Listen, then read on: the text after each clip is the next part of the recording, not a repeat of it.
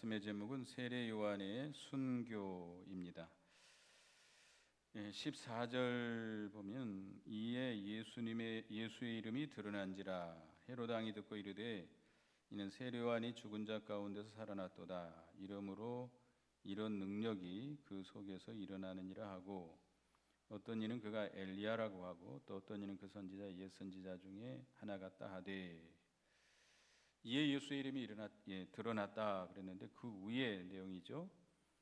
12, 13절에 보면 제자들이 나가서 회개하라 전파하고 많은 귀신을 쫓아내며 많은 병자에게 기름을 발라 고치더라. 제자들이 예수님의 보내심을 받아서 나가서 복음을 전파하고 많은 귀신들을 쫓아내고 많은 병자들을 고쳤습니다. 이런 능력의 역사가 나타나니까 그 세례 요한이 그 소식을 듣고, 이 헤롯 왕이 그 소식을 듣고 세례 요한이 죽은 자 가운데서 살아났다. 그러므로 이런 능력이 그 속에서 일어난다라고 말했습니다. 그러니까 이 헤롯 왕은 부활을 알고 있죠. 부활. 세례 요한이 살아나서, 자기가 죽였는데 죽은 자 가운데서 살아나서 이런 능력이 그 속에서 일어났다. 이 부활도 알고 있고 하나님의 능력이 역사하는 것도 알고 있습니다. 그래서 16절에 헤롯은 듣고 이르되 내가 목벤 요한 그가 살아났다 하더라. 이 세례 요한이 내가 목벤 요한 그가 살아났다. 그러니까 이 세례 요한은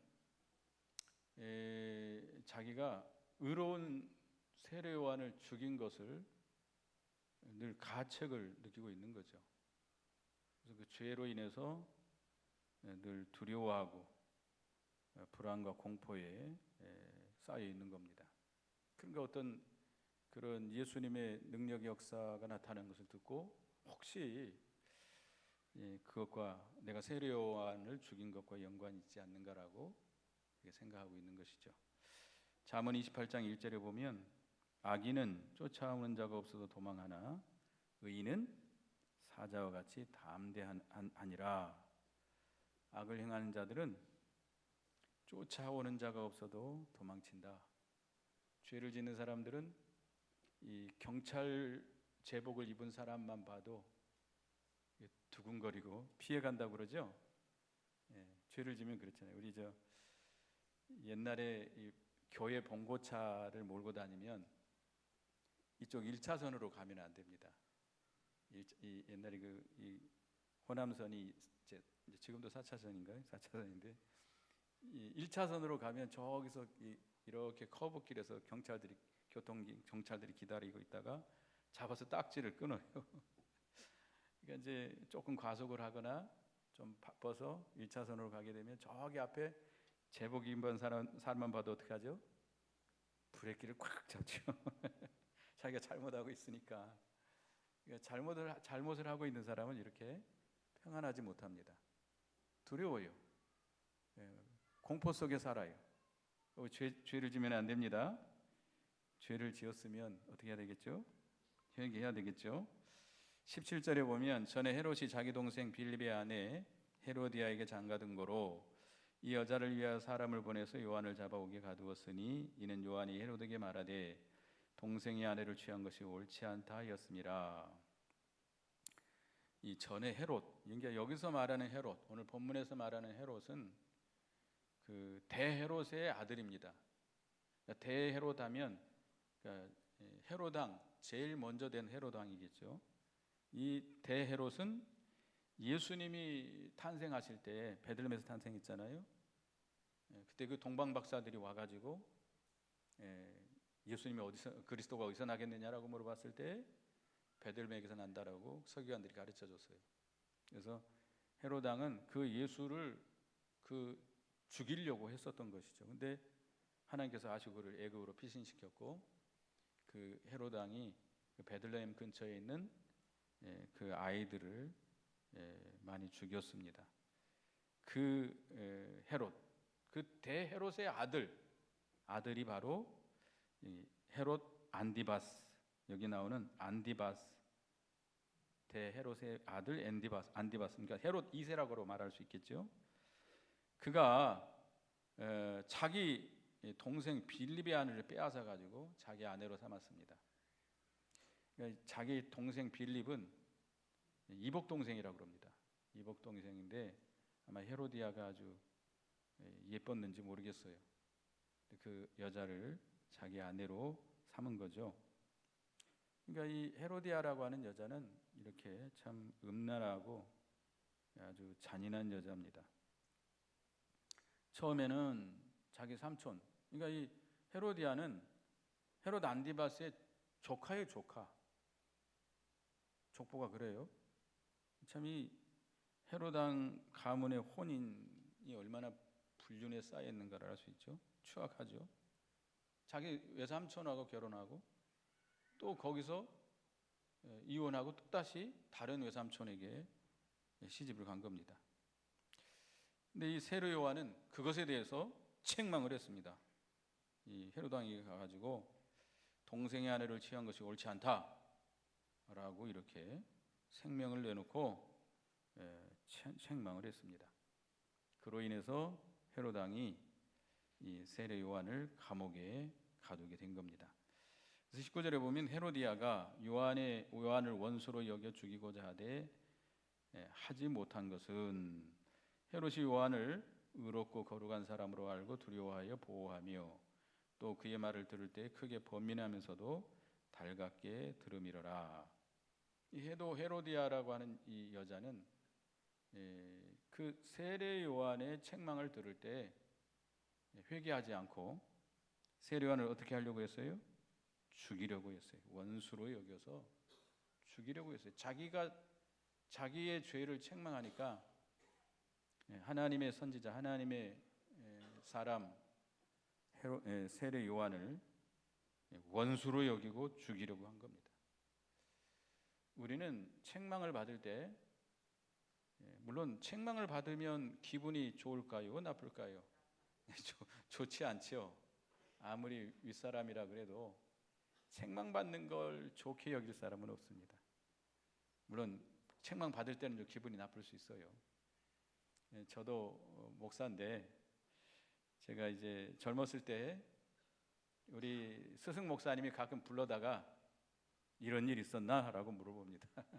누가 이제 이렇게 보고를 한 거죠. 그래서 똑바로 하라고, 이렇게 하지 말고 이렇게 하라고. 그건 굉장히 기분 나쁩니다. 그 앞에서.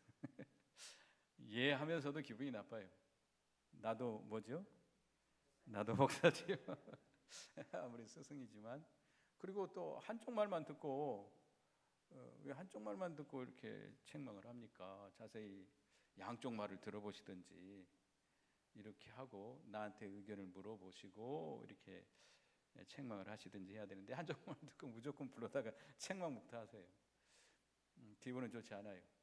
그렇지만 책망 받을 때가 복 있는 때입니다. 책망을 받아야 그것이 빛으로 나타난다. 우리 에베소서를 보겠습니다. 에베소서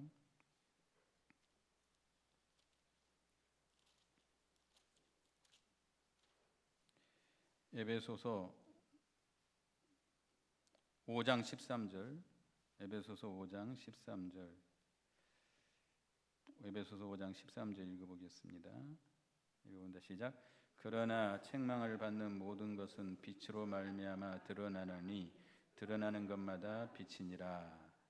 책망을 받을 때 그것이 빛으로 드러나는 거예요. 빛을 비춰주는 거예요, 우리 속에. 책망을 받으면 들을 때는 기분이 나쁘지만 그걸로 인해서 내가 내 잘못을 돌이키게 되고 회개하게 되고 바로 서게 되는 겁니다. 우리가 국민학교 선생님들 이제 기억나는 선생님들도 있고 기억나지 않은 선생님들도 있는데 특별히 기억나는 선생님들이 어떤 분들이죠? 많이 때린 사람, 많이 때린 선생님들이 기억이 나요. 내가 잘못했을 때 이렇게 따끔하게 책망해주고 그건 아니라고 붙잡아준 선생님들이 기억에 많이 남죠. 그러니까 이게 참 어떻게 보면 우리가 이 책망을 받을 때에 달게 받는 것이 참 복 있는 때입니다. 내가 아무렇게 해도 그냥 내버려 둔다. 그러니까 이 고아들이 죄송합니다. 이 고아들이 불쌍한 것은 그 고아들이 자기들 마음대로 해도 누가 제지하고 바로 잡아줄 부모가 없다는 게 불쌍한 거잖아요. 우리가 이 바른 스승이 있고 바른 지도자가 있어서 우리를 이렇게 잘못 나가는 걸 제지해주고 책망해주고 바로 인도하는 것이 복 있는 때입니다. 근데 이 헤로디아라고 하는 여자는 책망을 받을 때 그 책망을 받지 않았어요. 헤롯 왕은 조금 다릅니다. 헤롯 왕은 하나님의 말씀을 들을 때 어떻게 여겼어요? 번민하면서 달갑게 여기긴 했어요. 그렇지만 회개했나요, 안 했나요? 회개하지 않았어요. 그러니까 이 헤로디아는 이 세례 요한을 죽이려고 했고, 그러니까 책망을 받을 때 속에서 아주 악감정이 일어난 거예요. 그러니까 우리가 그러니까 하나님의 말씀을 들을 때 이 마귀에 사로잡힌 사람들은 말씀을 들으면 뭐가 나와요? 속에서 악감이 나옵니다. 악한 감정이 나와가지고 반항심을 갖게 되고 오히려 아주 좋지 않은 감정을 품게 되고 거역하게 되고 대적하게 되고 그렇습니다. 그러나 또 어떤 사람들이 이렇게 헤롯 왕처럼 말씀을 들을 때 그 말씀을 듣긴 들어요. 또 번민도 해요. 또 그걸 달게도 받아요. 책망은 잘 받지만 뭐를 안 했어요? 회개를 안 했어요. 회개를 안 했어요. 이 헤롯 왕은 세례 요한이 의로운 사람인 걸 알고 있어요. 거룩한 사람인 것도 알고 있어요. 그의 말씀이 옳은 것도 알고 있어요. 또 아까도 얘기했지만 뭣도 알고 있어요? 부활에 대해서도 알고 있어요. 예수님의 제자들의 막 능력 역사가 나타날 때 내가 죽인 세례 요한이 살아서 역사하는 것이 아닌가. 이 부활도 알고 있어요. 그것도 다 누구의 능력의 역사인 줄 알고 있어요? 하나님의 능력의 역사인 줄도 알고 있어요. 그러면서도 회개에 이르지는 못했습니다. 그가 그 헤로디아의 비유를 맞추기 위해서 죄가 없는데도 세례 요한을 어떻게 했어요? 감옥에 가뒀어요. 처음에는 감옥에 가뒀어요. 헤로디아가 죽이려고 했지만 죽이지 못하게 보호해주는 건 잘했지만 감옥에 가뒀어요. 헤로디아의 비유를 맞춘 거죠. 비유를 맞추기 위해서 이게 세례 요한이 옳은 줄 알면서도 그 책망한 말씀이 옳은 줄 알면서도 옳은 줄 알면 어떻게 해야 되겠죠? 세례 요한을 풀어줘야 돼요. 풀어줘야 되는데 감옥에다 가뒀어요. 근데 이 감옥에 오랫동안 가둔 걸로 알고 있습니다. 오랫동안 가둬서 세례 요한을 아주 괴롭혔어요. 그래서 세례 요한이 그 감옥 생활이 너무 오랫동안 힘드니까 제자들을 보내가지고 예수님께 뭐라고 물어봤죠? 당신이 그리스도이십니까? 아니면 다른 그리스도를 기다려야 됩니까? 라고 예수님의 그리스도의 그 메시아관에 대해서 의심을 갖게 되는 그런 시험에도 들기도 했습니다. 근데 하여튼 이 세례 요한이 모든 걸 바로 알고 있어요. 그렇지만 하나님의 말씀을 책망을 받을 때도 그것 때문에 번민도 하고 달게 받고 있지만 뭐를 안 했어요? 회개를 안 했어요. 우리도 마찬가지죠. 우리가 바른 진리를 알고 있고 교리를 알고 있고 또 바른 진리를 좋아합니다. 다른 말씀을 들으면 안 맞다고 합니다. 제가 다른 곳에서 목회할 때 그 집사님 남편이 계시는데 그 남편이 매주는 못 나와요. 일이 있어서. 근데 나오면서 또 술도 해요. 근데 이제 무슨 일로 있어 다른 데 이렇게 출장을 가면 그 교회 가면 말씀이 안 맞대요. 그 말씀의 맛이 하나도 귀에 안 들어온대요. 우리 목사님 설교가 최고래요. 근데 저를 뭐 칭찬하려고 그런 게 아니고, 그러니까 제 설교에 이제 젖어 있는 거죠. 이제 자기가 듣고 있는 설교가 바른 줄 알고 있어요. 다른 데 가면 안 맞아요. 그런데 진작 뭘 못해요? 회개를 못해 술을 못 끊어요. 술을 못 끊어요. 결국 그 술을 너무 많이 좋아해가지고 나중에 이게 뭐죠? 그 뇌출혈요. 이게 쓰러졌어요. 근데 하여튼 우리가 바른 진리도 알고 바른 교리도 알고 그걸 좋게 여기고 말씀을 들을 때 아멘하고 받습니다. 그런데 진정으로 우리가 바로 되려면 어떻게 해야 돼요? 회개해야 돼요. 하나님의 말씀에 잘못된 끊어버리고 말씀대로 바로 걸어야 가야 됩니다. 근데 헤롯 왕은 그걸 못한 거예요. 근데 세례 요한은 참 강직한 사람입니다. 마태복음 11장을 한번 보겠습니다. 예수님이 세례 요한에 대해서 칭찬을 했어요. 그 제자들 앞에서는 실족한다고 말씀했지만 제자들이 간 다음에 세례 요한을 칭찬했는데 마태복음 11장 7절 8절 읽어보겠습니다. 7절 8절 읽어봅니다. 시작. 그들이 떠나매 예수께서 무리에게 요한에 대하여 말씀하시되 너희가 무엇을 보려고 광야에 나갔더냐? 바람에 흔들리는 갈대냐? 그러면 너희가 무엇을 보려고 나갔더냐? 부드러운 옷 입은 사람이냐? 부드러운 옷을 입은 사람들은 왕궁에 있느니라. 사도 세례 요한에 대해서 너희가 광야에 뭘 보러 갔더냐? 그러니까 그 당시 세례 요한이 회개 세례를 베풀 때에 세례 요한에게 가서 많이 세례를 받았어요. 근데 그때 뭘 보러 나갔냐? 바람에 흔들리는 갈대냐? 다시 말하면 세례 요한은 바람에 흔들리는 갈대가 아니다라는 거죠. 어떤 세상 풍조나 여론이나 이런 데 흔들리지 않는 강직한 믿음을 지켜나가는 의의 사람이다.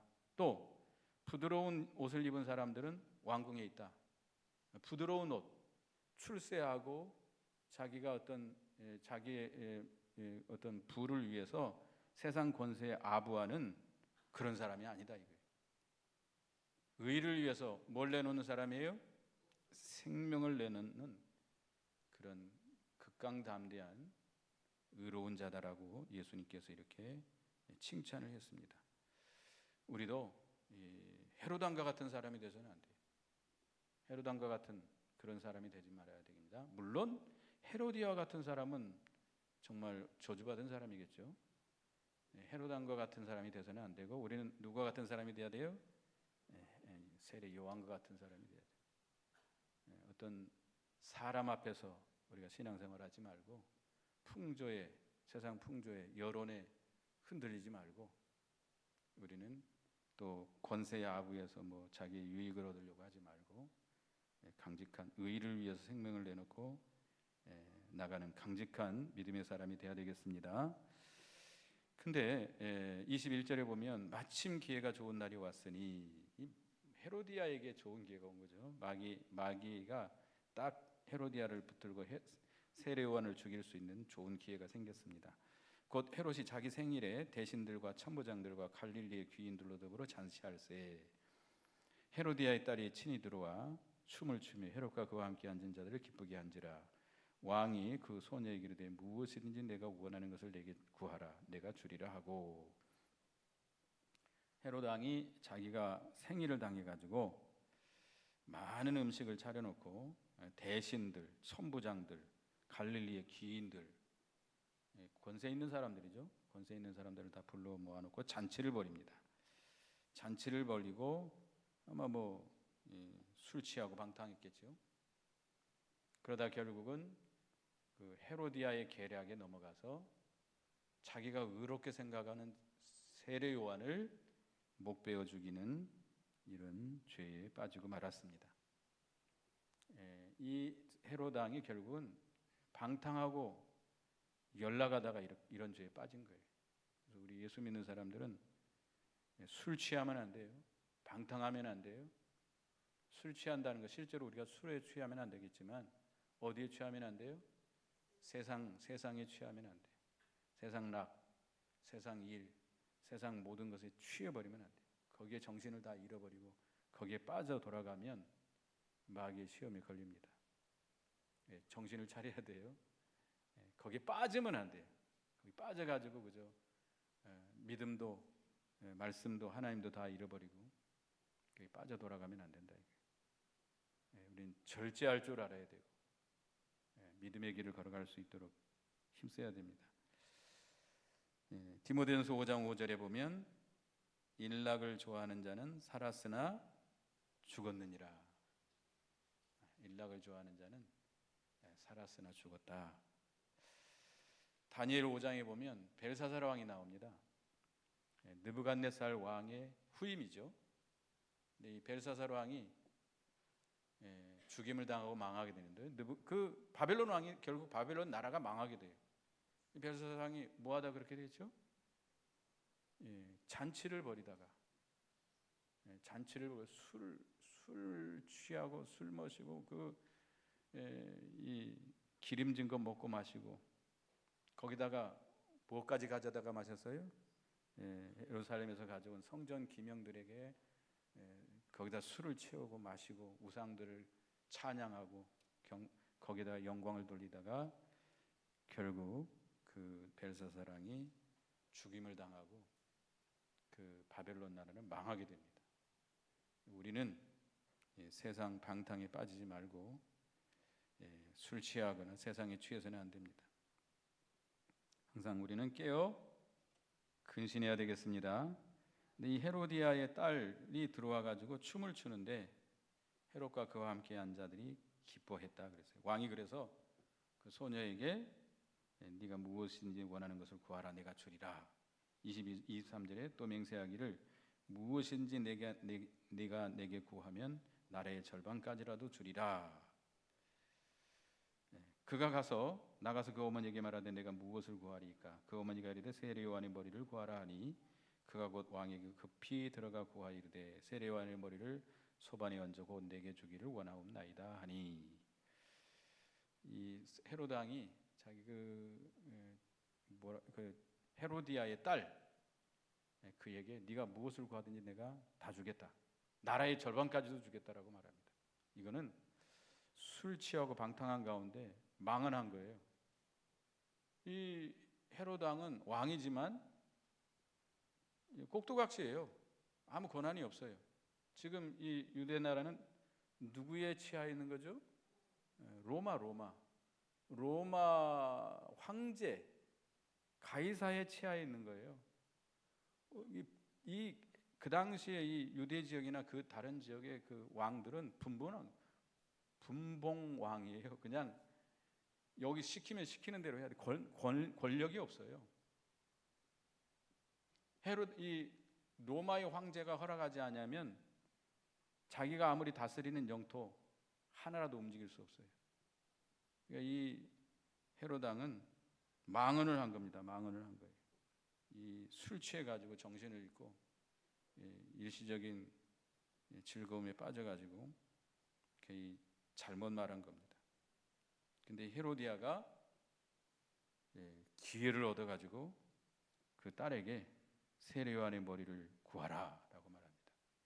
그래서 그 딸이 급히 들어가 가지고 그 왕에게 세례 요한의 머리를 소반에 담아 내게 주기를 원합니다라고 말하게 됩니다. 그러니까 술 취해서 방탕하고 방임하다가 결국은 이렇게 잘못된 맹세를 하게 되고 마귀의 올무에 걸려서 큰 죄를 짓게 되죠. 돌이킬 수 없는 죄를 짓게 됩니다. 그래서 26절에 왕이 심히 근심하나 자기가 맹세한 것과 그 앉은 자들로 인하여 그를 거절할 수 없는지라. 왕이 곧 시병 하나를 보내어 요한의 머리를 가져오라 하니 그 사람이 나가 옥에서 요한을 못 베어 그 머리를 소반에 얹어다가 소녀에게 주니 그 소녀가 이것을 그의 어머니에게 주니라. 헤롯 왕이 심히 근심합니다. 왜죠? 세례 요한은 의롭고 거룩한 사람인 줄 알고 있어요. 죽일 죄가 없어요. 그런데 자기가 잘못 맹세한 것 때문에 큰 근심을 하게 된 거예요. 그러나 우리가 어떤 맹세를 했건 어떤 약속을 했건 그것이 하나님의 말씀에 어긋난 거라고 한다면 지켜야 돼요? 지키지 말아야 돼요? 지키지 말아야 돼요. 맹세보다는 하나님의 말씀이 더 큽니다. 그것이 하나님의 일에 손해가 되는 거라면, 하나님의 영광을 가리는 것이 된다면 아무리 내가 맹세했다 할지라도 맹세를 지켜서는 안 돼요. 그러니까 물론 우리가 작정한 거라든지 약속한 것은 해가 있어도 지켜야 됩니다. 시편 15편 4절에 보면 그 마음에 서원한 것은 해가 올지라도 변치 아니하며, 한번 작정하고 약속했으면 지켜야 되죠. 우리 예수 믿는 사람 진실해야 되잖아요. 거짓말하면 안 되잖아요. 약속했으면 지켜야 됩니다. 그러나 그 약속한 것이, 그 서원한 것이 하나님의 뜻에 어긋난다면 뭘 지켜야 돼요? 하나님의 뜻을 지켜야 돼요. 그것이 하나님의 일에 손해가 되는 것이라면 지키지 말아야 돼요. 물론 양해를 구해야 되겠죠. 지키지 않아야 돼요. 그러니까 맹세를 지키는 것보다는 하나님의 사람을 지키는 것이 더 크잖아요. 하나님의 일이 더 크잖아요. 하나님의 사람을 죽이면 하나님의 일에 얼마나 큰 손해를 주는 거예요. 의로운 사람 아니에요? 무슨 죄가 있어요? 우리가 그런데 또 오늘날 우리는 맹세하면 됩니까, 안 됩니까? 마태복음 5장을 보겠습니다. 마태복음 5장. 오늘날은 맹세하면 안 돼요. 마태복음 5장 34절. 마태복음 5장 34절을 읽어보겠습니다. 시작. 나는 너희에게 이르노니 도무지 맹세하지 말지니 하늘로도 하지 말라. 이는 하나님의 보좌임이요. 37절 읽어보겠습니다. 37절 시작. 오직 너희 말은 옳다 옳다 아니라 아니라 하야 이에 지나는 것은 악으로부터 나느니라. 오늘날 우리는 맹세해서는 안 돼요. 맹세를 하게 되면 그 맹세한 것이 우상이 돼가지고 하나님의 뜻대로 가지 못하게 될 수가 있습니다.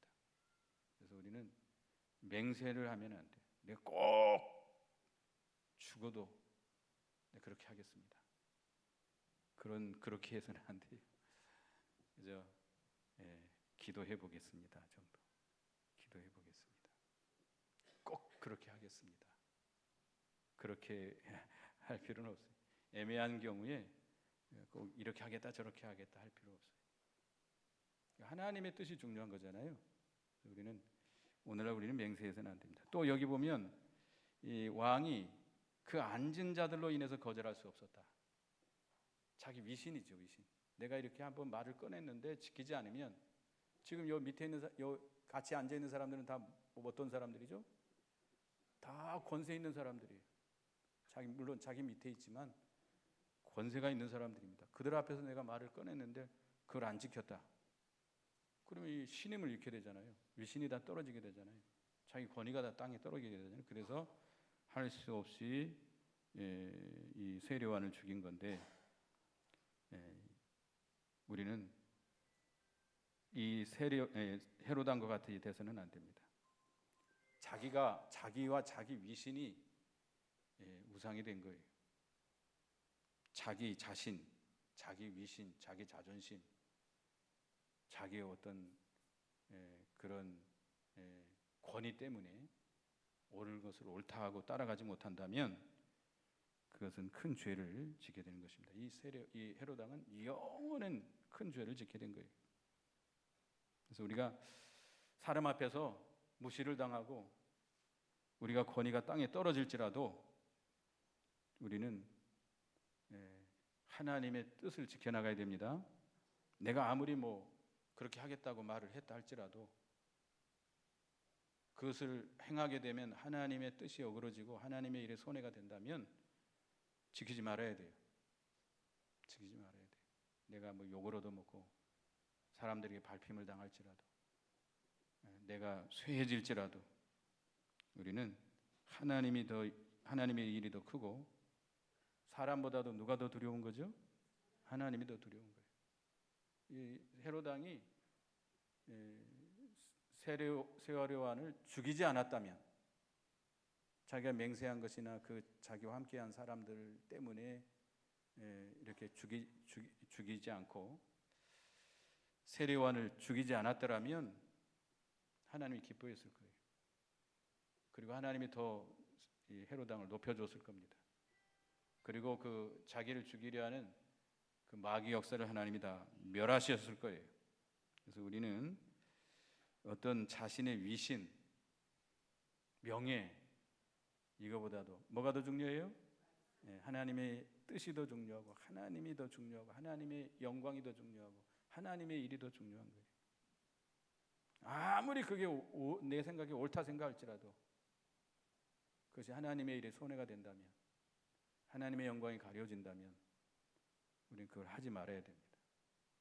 하지 말아요. 나는 쇠해지고 나는 땅에 밟혀도 하나님의 일이 잘 된다면 우리는 그걸 기뻐해야 되겠습니다. 그래서 29절에 요한의 제자들이 듣고 와서 시체를 가져다가 장사하니라. 세례 요한은 이렇게 결과적으로 영광스러운 순교를 당하게 된 겁니다.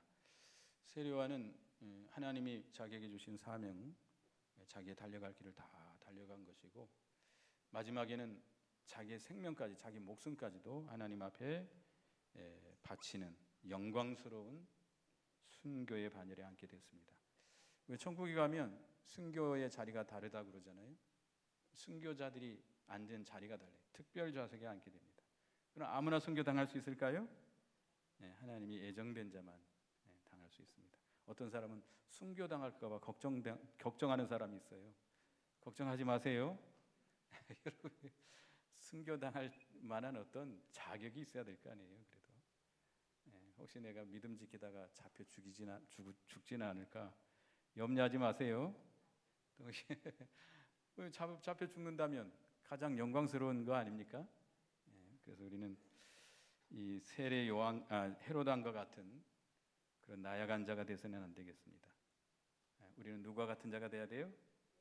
세례 요한과 같은 강직한 의를 위해서 생명을 내놓고 나가는 우리가 되어야 되겠습니다. 기도하겠습니다. 하나님, 이 헤롯 왕은 세례 요한을 의로운 사람이고 거룩한 사람이고 하나님의 사람이고 그가 주는 하나님의 말씀이 옳은 줄 알고 번민하며 달게 받았지만 헤로디아의 비유를 맞추기 위해서 그를 감옥에 가뒀고, 그리고 술 취하고 방탕하다가 결국 헤로디아의 계책에 말려서 그 의로운 세례 요한을 죽이는 영원한 죄를 짓고 말았습니다.